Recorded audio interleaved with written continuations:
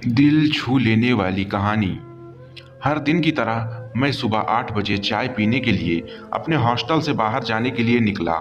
मैं जैसे ही चाय की दुकान वाले के पास पहुंचा, देखा आज चाय वाला वहां पे नहीं था। शायद देर से पहुंचने के कारण वो वहां से जा चुका था। मेरे पास हॉस्टल लौट जाने के अलावा कोई और ऑप्शन नहीं था। मैंने सोचा कि आगे जाकर कहीं नाश्ता कर लिया जाए। बहुत जोर की भूख लगी थी। मैं आगे होटल की ओर जा रहा था, तभी मेरी नज़र फुटपाथ पर बैठे दो बच्चों पर पड़ी। दोनों लगभग 10 से 12 साल के रहे होंगे। बच्चे की हालत बहुत खराब थी और कमज़ोर नज़र आ रहे थे। कमजोरी के कारण वे भूखे लग रहे थे। छोटा बच्चा रोते हुए भाई को खाने के बारे में कुछ कह रहा था।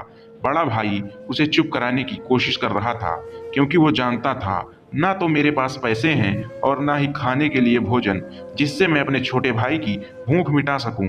वो भी लाचार बैठा भूख से पागल हुए जा रहा था। मैं अचानक रुक गया। दौड़ती भागती जिंदगी में मेरे कदम एकदम से ठहर गए। इन मासूम से बच्चों की ऐसी हालत को देखकर मेरा मन भर आया। इनकी भूख को देखकर मेरी भूख खत्म हो गई। मैंने सोचा इन्हें कुछ पैसे दे दिए जाएं। मैंने उन्हें 10 रुपये देकर आगे बढ़ गया। जैसे ही आगे की ओर बढ़ा, मेरे मन में एक विचार आया, कितना कंजूस हूं मैं। 10 रुपये में क्या मिलेगा? चाय तक ढंग से ना मिलेगी। मैं फिर वापस लौटा। मैंने मासूम से दिखने वाले बच्चों से कहा, कुछ खाओगे? बच्चे थोड़े असमंजस में पड़े। मैंने कहा, बेटा मैं नाश्ता करने जा रहा हूँ, तुम भी कर लो। वे दोनों भूख के कारण तैयार हो गए।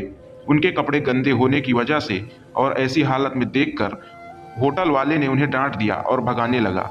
मैंने कहा, भाई साहब उन्हें जो खाना है वो उन्हें खाने दो, उसके पैसे मैं दूंगा। मेरी बात सुनकर होटल वाले ने आश्चर्य से मेरी ओर देखा। उसकी आंखों में उसके बर्ताव के लिए शर्म साफ दिखाई दी।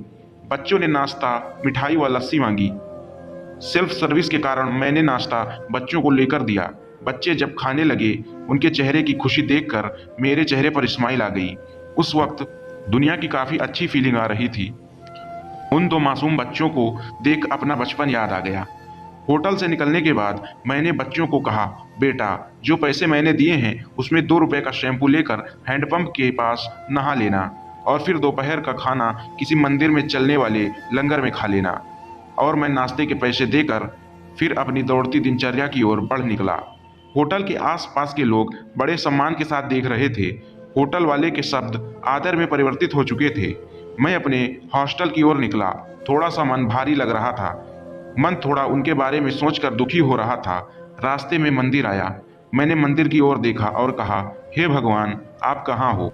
इन बच्चों की ये हालत और ये भूख देखकर आप कैसे चुप बैठ सकते हो?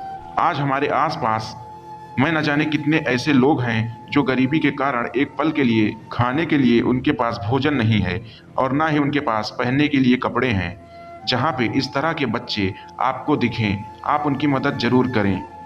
जितना हो सके उतना मदद करें। उसके बाद में आपको जो खुशी मिलेगी और वो खुशी आपको कहीं और नहीं मिलेगी। हम बदलेंगे, युग बदलेगा। हम सुधरेंगे, युग सुधरेगा। आशा करते हैं यह कहानी आपको पसंद आई होगी। अगर हमारे चैनल पर नए हैं तो चैनल को सब्सक्राइब करें।